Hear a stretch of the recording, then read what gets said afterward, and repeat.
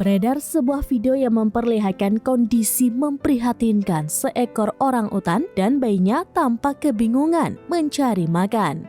Kemunculan satwa langka yang hanya ada di Indonesia itu terlihat di Jalan Poros Bengalon Wahau, Kutai Timur, Kalimantan Timur.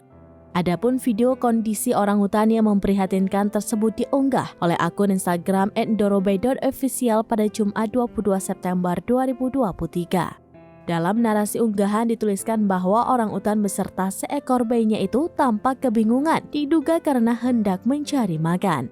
Diketahui orangutan yang muncul di jalanan di Kalimantan Timur ini kerap muncul beberapa waktu belakangan. Mengutip akun Instagram @sangataku_ via tribunkaltara.com, terekam penampakan orangutan kembali muncul di area tambang di Sangatta, Kutai Timur pada Sabtu 23 September 2023.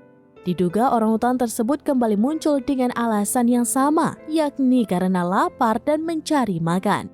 Untuk diketahui, orangutan adalah hewan endemik atau satwa asli yang hanya bisa ditemukan di Indonesia. Orangutan juga menjadi salah satu kelompok satwa yang dilindungi sebab keberadaannya sangat langka dan kini terancam punah.